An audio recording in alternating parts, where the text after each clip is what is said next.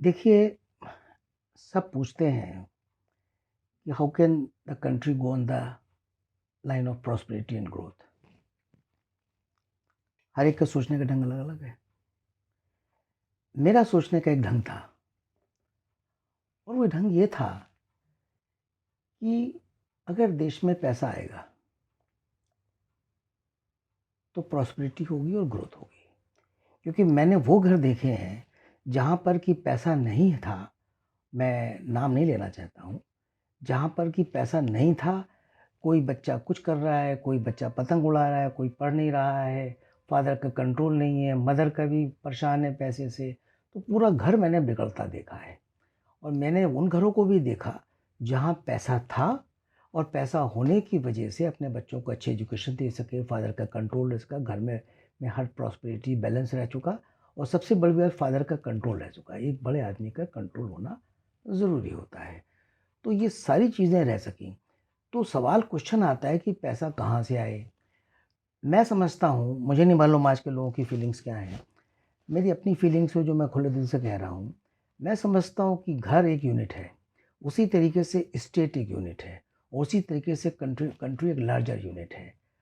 है तो छोटे यूनिट मिला के बड़ा यूनिट बना हुआ है। आप अपने देश को अगर अपना समझेंगे और उसकी फीलिंग को समझेंगे, तो आप अपने देश के लिए बहुत कुछ कर सकते हैं। और इन्हीं फीलिंग के साथ में मैंने भारतीय फाउंडेशन और लीगल सपोर्ट, भारतीय सोसाइटी और लॉ फर्म का भी मेरे एक ऑब्जेक्ट है कि जहाँ सोशल वर्क करे उसको पहले करो। इसीलिए हमने फाउंडेशन के साथ में अंडरस्टैंडिंग करी हुई है। तो मुझे लगा कि मैं लॉयर हूँ, मुझे कुछ देश के लिए करना चाहिए और पैसा तो सब कमा लेते हैं, देने वाले ने तुझको बहुत दिया, आँचल भी ना समा पाए तो क्या है। तो मुझे लगा कि कुछ करने के लिए हमको ऐसी कोई फाउंडेशन क्रिएट करनी चाहिए, ऐसी कोई सोसाइटी क्रिएट करनी चाहिए और एफडीआई को लाना चाहिए। कि पैसा कहाँ से आ सकता है? पैसा 2 जगह से आ सकता है। एक फॉरेन इन्वेस्टमेंट से आ सकता है, दूसरा एनआरआई के पास आज बहुत पैसा पड़ा हुआ है, लेकिन वो इस कंट्री में करते नहीं हैं। उनको लगता है कि यहाँ के लोग चीट हैं, करप्ट हैं, बेईमान हैं, मशीनरी ऑनेस्ट नहीं है। इन फीलिंग के साथ तो मैं तो पूरी दुनिया घूमा हुआ हूँ, कहाँ आयरलैंड, अमेरिका, सब जगह guest of honour, chief guest. और मैंने महसूस किया कि जब मैं ये बात करता हूँ, तो लोग उठ के ज़्यादातर ऑब्जेक्शंस ये कर देते हैं। और मैं उनसे ये कहना चाहता हूँ कि भाई अगर तुम्हारे अपने भाई हैं, तुम्हारे अपने देश के लोग हैं, अगर हम लोग बेईमान नहीं हैं, लेकिन कई बार मजबूरी, भूखा पेट, होत ना भजन गोपाला वाली बात हो जाती है। कई बार इस वजह से नहीं कर पाते हैं, तो उनको ऐसा नहीं समझना चाहिए और अपने देश में इन्वेस्ट करना चाहिए। लेकिन जब हम उनसे इन्वेस्टमेंट कहते हैं, तो हम उनके लिए क्या करते हैं? ये भी एक बहुत ज़रूरी है। हम किसी को क्रिटिसाइज़ नहीं कर रहे हैं, हम खुले दिल से जो मन में आ रहा है कह रहे हैं कि हमने म वाजपेयी जी ने उस वक़्त शुरू करा था ये जो अपना प्रवासी भारतीय शुरू करा था। इसका ऑब्जेक्ट यही था कि लोग आएँ और इंडिया में इन्वेस्ट करें। बट समहाउ उतना उसमें उन लोगों को लीगल सपोर्ट हम लोग बाहर नहीं दे पाए, क्योंकि बिना लीगल सपोर्ट के कोई भी इन्वेस्टमेंट इंडिया में नहीं आ सकता है। और जब आप उनसे इन्वेस्टमेंट मांगते हो, वहाँ भी लीगल सपोर्ट चाहिए। और जब उनको आप कहते हो, कुछ मांगते हो, तो कुछ दो भी तो ना भाई उनको। वो बेचारे यहाँ पर उनकी प्रॉपर्टीज़ होती हैं, उनको रियल एस्टेट में इन्वेस्ट करना चाहते हैं, बिल्डर मकान नहीं देता, सब स्टैंडर्ड देता है, टाइम पर नहीं देता, भाई भतीजे उनकी प्रॉपर्टी को कब्जा कर लेते हैं और उनको लीगल सपोर्ट नहीं मिलता। बड़े लॉयर अपने पैसे में बिज़ी हैं, छोटे लॉयर पे टाइम नहीं है, या वो उतने शायद सिंसियर नहीं हो पाते हैं, इफेक्टिवनेस नहीं है। तो उनको आप किस तरीके से कह रहे हो? तो इस ऑब्जेक्ट को देखकर मैंने सोचा, और मेरा कंसेप्ट भी यही है कि उनको हम एफडीआई लाने के लिए एक फॉरेन इन्वेस्टर को एनलाइटन करना चाहिए कि भाई हम उनको एनलाइटन कैसे कर सकते हैं लॉ के ऊपर, जिससे कि उनको लगे कि इंडिया में लॉन्ग पेंडिंग लिटिगेशंस नहीं होंगी और वो परेशान नहीं होंगे। जैपनीज़ तो बहुत परेशान होते हैं, क्योंकि हर एक में तो कोई लीवर प्रॉब्लम्स हो जाती हैं और उससे बहुत घबराते हैं वो। दूसरा क्या होता है कि इसीलिए उस लॉ को सिंप्लीफाई कराने के लिए भी हमने कॉन्फ्रेंसेस वगैरह करवाई। दोस्तों, एक पैसा आ सकता है एफडीआई से और दूसरा पैसा आ सकता है एनआरआई से, नॉन रेजिडेंट इंडियंस आ सकता है। उनको एक हम लीगल सपोर्ट प्रोवाइड करें, जिससे उनका ट्रस्ट बढ़े, उनका विश्वास बढ़े, वो इस कंट्री में करना चाहें। और उनकी फीलिंग्स को भी, उनकी फीलिंग्स तो हैं, लेकिन उसको हमें अवेक करना पड़ेगा। और हमने ये काम दोनों करने की कोशिश करी। और आज हम ये नहीं हम कह रहे हैं कि हम बहुत बड़े समझदार आदमी हैं, लेकिन हाँ, मोदी जी ने इसी ऑब्जेक्ट को समझते हुए, और चूँकि उन पे पावर भी है, तो कंसेप्ट भी क्लियर है, यही मोदी जी ने करना शुरू करा। हम 2007 से कर रहे हैं ये। एक, सिंप्लीफाई द लॉ, दूसरा ब्रिंग इन्वेस्टमेंट, तीसरा एनआरआई को लीगल सपोर्ट दो और उनका इन्वेस्टमेंट भी लाओ। कि उनका इन्वेस्टमेंट छोटा लगता है। 1 votes make the government rise and fall.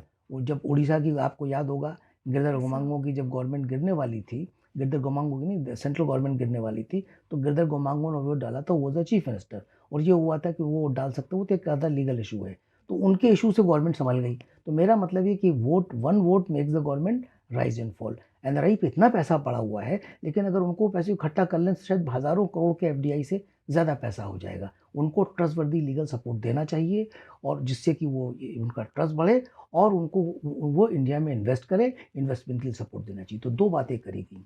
Prosperity कैसे आएगी जो क्वेश्चन है, एक, एनआरआई का पैसा आ जाए, एफडीआई का पैसा आ जाए, और वही मेक इन इंडिया के तहत चल रहा है। अब इससे एक चीज़ और हो जाएगी, इस इंडिया का लॉ भी बड़ा अजीब सा चल रहा है, क्योंकि लॉ इतने कॉम्प्लिकेटेड हैं।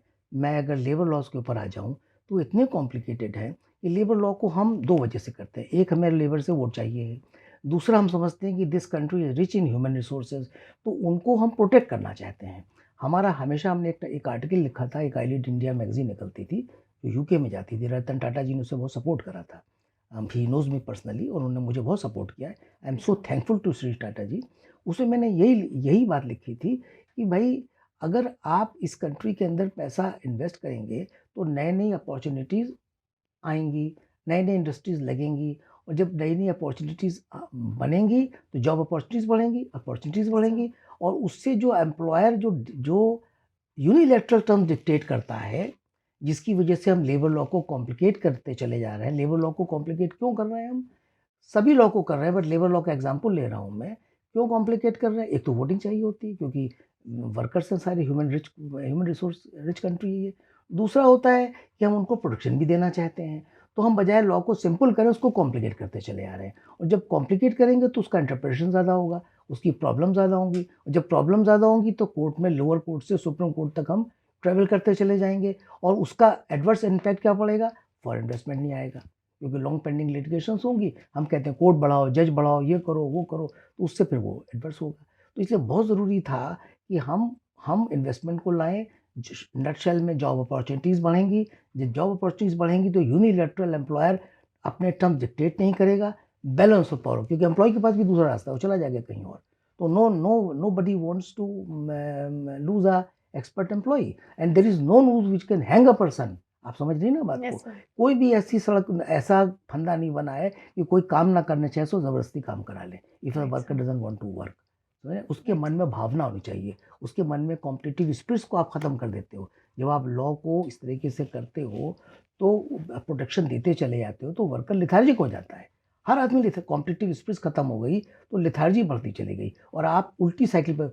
पहला क्या हुआ? कॉम्पिटिटिव स्पिरिट खत्म हो गई, लिथार्जिक हो गए आप में चैलेंजिंग भावना नहीं रह गई, वो स्पिरिट्स नहीं रह गई, कि आपको तो प्रोडक्शन मिल गया, कॉम्पिटिटिवनेस रही नहीं है। उससे लॉ कॉम्प्लिकेट हुआ, तो डिस्प्यूट ट्रैवल करती चली गई, तो साइकिल उल्टी चलती चली जा रही है। होना क्या चाहिए कि जब इंडस्ट्री प्रॉस्पेरिटी आएगी, तो बैलेंस ऑफ पावर हो जाएगा, वर्कर भी नहीं जाएगा, एम्प्लॉयर भी नहीं करेगा, गो स्लो स्ट्राइक्स नहीं होंगी, लॉ सिंपल हो जाएगा, और हम लोग कंट्री जो है will grow on the line of growth and prosperity. तो मेरी समझ में सबसे पहले ये आता है कि पैसा, सबसे पहले एफडीआई से और एनआरआई से पैसा लाने की कोशिश करनी चाहिए। मैं भी खाली इतना ही कहना चाहूँगा, वरना वरना हम कुछ बातों पे और भी बोलेंगे, जो अगले वीडियो में आप उसको देख सकते हैं। ओके आप सर। कुछ कहना चाहती हैं इस बारे में? No sir, thank you sir. Thank you very much.